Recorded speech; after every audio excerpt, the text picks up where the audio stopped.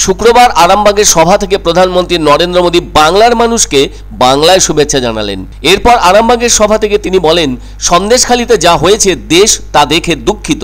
দুঃসাহসের সীমারেখা অতিক্রম করেছে তৃণমূল। সন্দেশখালী মমতার থেকে সাহায্য চেয়েছিল, উল্টে সন্দেশখালীতে তৃণমূল নেতাদের বাঁচানোর চেষ্টায় থেকেছেন তৃণমূলীরা। বিজেপির চাপে অভিযুক্তকে গ্রেপ্তার করতে বাধ্য হয়েছে। প্রায় 2 মাস ধরে ফেরার ছিলেন ওই তৃণমূল নেতা। কেউ তো অভিযুক্তকে আড়াল করেছিলেন এতদিন বলে জানালেন প্রধানমন্ত্রী নরেন্দ্র মোদী। তাই তিনি এ প্রসঙ্গে বলেন, চোটের জবাব ভোটে দেবেন বাংলার মানুষ।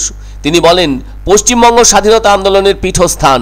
রাজা রামমোহন রায় নারী শক্তির জন্য লড়াই করেছিলেন এই জেলা থেকে।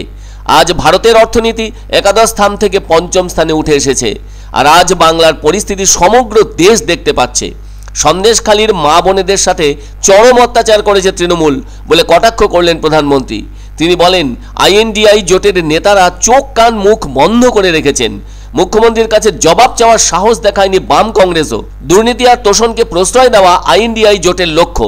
অন্যদিকে প্রধানমন্ত্রী বলেন, রানীগঞ্জের কয়লা খনির কাজ 6 বছর আগে শুরু করা হয়েছে, যা কিনা 18,000 কোটি টাকার কাজ।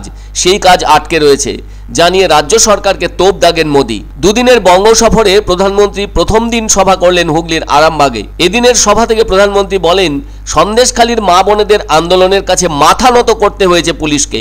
এভাবেই যেন রাজ্যের শাসক দলকে তোপ দাগলেন তিনি। প্রধানমন্ত্রী বলেন, তৃণমূল শুধু মুখেই মা মাটি মানুষের কথা বলে। মা বোনেদের সঙ্গে যা হয়েছে তার জবাব দিতে হবে বলে একরকম হুঁশিয়ারির সুরে বলেন প্রধানমন্ত্রী নরেন্দ্র মোদী।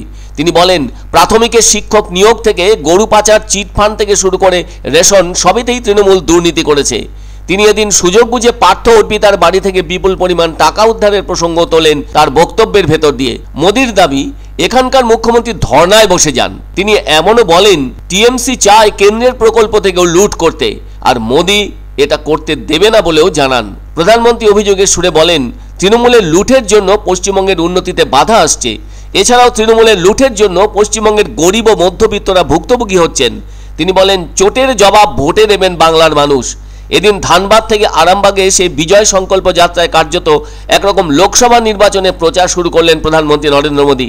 একই সঙ্গে তিনি এদিন 100 দিনের কাজ বা আবাস যোজনা নিয়ে তৃণমূলের প্রচারের পাল্টা কেন্দ্রের টাকা লুটের কথা বলেন। তিনি এদিন বলেন, এরকম তৃণমূলকে আপনারা ক্ষমা করবেন?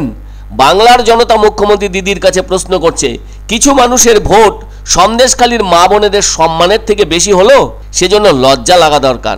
এদিন প্রধানমন্ত্রী সরকারি মঞ্চ থেকে সরকারি প্রকল্পের সূচনা করেছেন, যার মধ্যে রয়েছে এলপিজি বাটলিং প্লান্ট, রাজ্যের 3টি রেল প্রকল্প, কলকাতা বন্দরের কয়েকটি প্রকল্প প্রভৃতি। আর এদিন আরামবাগের সভা শেষ করে রাজভবনের উদ্দেশ্যে পাড়ি দেন প্রধানমন্ত্রী নরেন্দ্র মোদী। संदेशखाली में दुस्साहस की मुख्यमंत्री दीदी ने टीएमसी के नेता को बचाने के लिए जो भी कर सकते थे पूरी शक्ति लगा दी। बीजेपी के दबाव में आखिरकार उस आरोपी को गिरफ्तार करना पड़ा।